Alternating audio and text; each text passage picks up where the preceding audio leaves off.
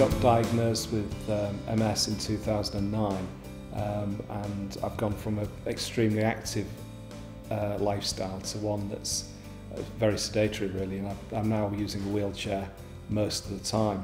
The practicalities of life, such as getting around and doing your shopping and going to your social activities, has been quite interesting. The wheelchair has allowed me a huge amount more freedom, but also motivated me more to get people on side to help me do what I need to do. With the shopping, I go to Booth supermarket in the town and I check in at customer services and they put somebody with me.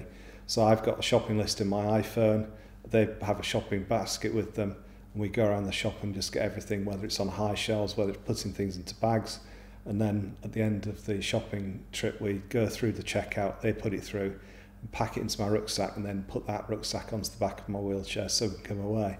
I recognise that as soon as I've got the wheelchair, I couldn't put the basket on my knee and fill it and reach everything on the shelves and reach things on high shelves because I was in a wheelchair. It was simple as that really. So I just asked them and they no problems, they were helping me. They're pressing the button to have somebody come to help me as soon as I've come through the door before I've even asked. So it works extremely well.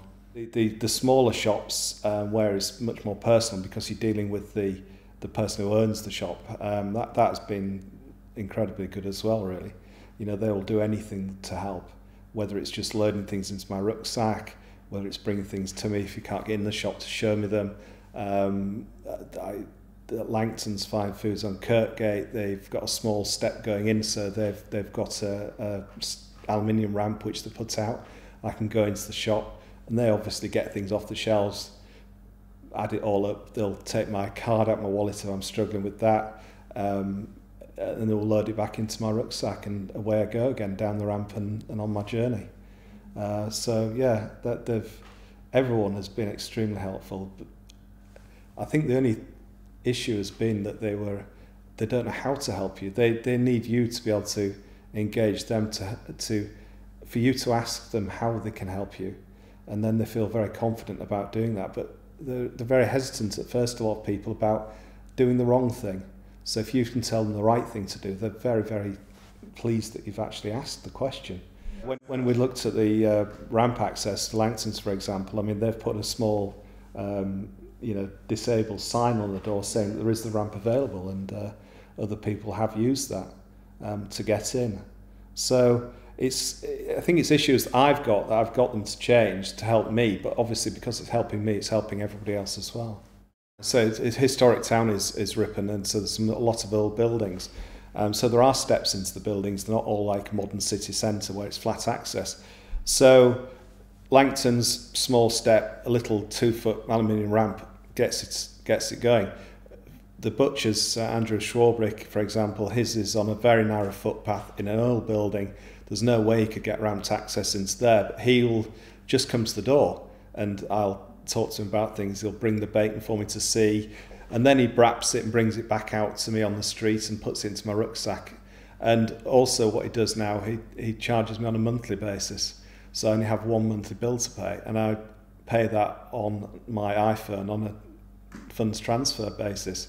So I don't have to mess about with money and change in my wallet and every time I go to see him. To say the cathedral, I think their front door was £350,000 and it's got automatic opening doors, which is great. But so you go really for the full spectrum from the cathedral with the money they've spent down to Andrew just coming to help me. He'll even cross the road onto the other side of the street if I can't get down the narrow footpath.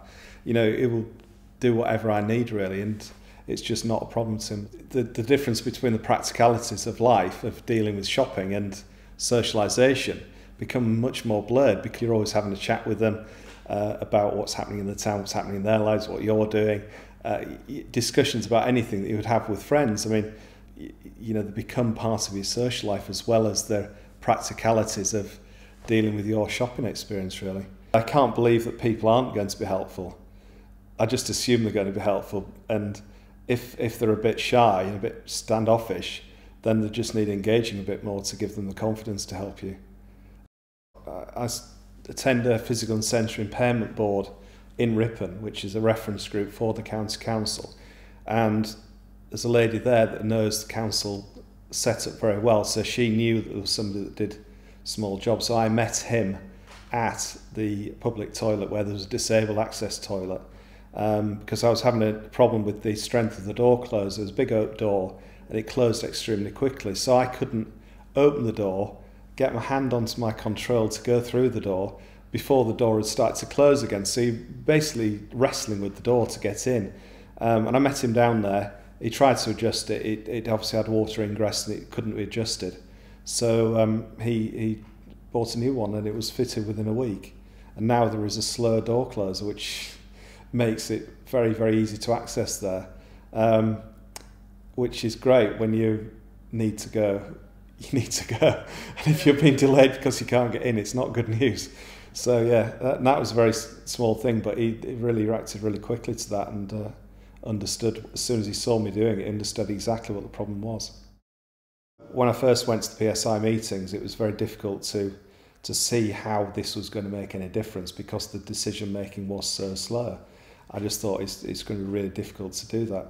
But then through working with the Ripon subgroup, and then with the Harrogate and Craven one, and then with the partnership board in York, that it's shown that there are people that work within the council environment that can get things done. And with, for example, that the door closer on the public toilet, very small thing, but we've managed to do that. When I was getting fitted for the wheelchair, you know, the design of the wheelchair and equipment stores was ridiculously bad for somebody with a wheelchair, which just seems crazy that it's been specified in that way. But as soon as we put an action together to get it sorted out, it really went to the top, and it's been sorted out very quickly. I think they were quite embarrassed by how bad a job they'd done initially by specifying it. So there are things that happen extremely quickly when they need to do. And I think what I've found is that you might have perceived to have a very small voice in a very big organisation, but you can make a difference. And I think it's hugely important that a big spectrum of people across any sort of accessible disability, whether it's blindness, partially sighted, whether it's deafness, whether it's like me on a wheelchair, there are all sorts of obstacles that people have to accessing buildings, to accessing services. And really through these reference groups, it's your opportunity to have your story heard and for people to understand how they can help you.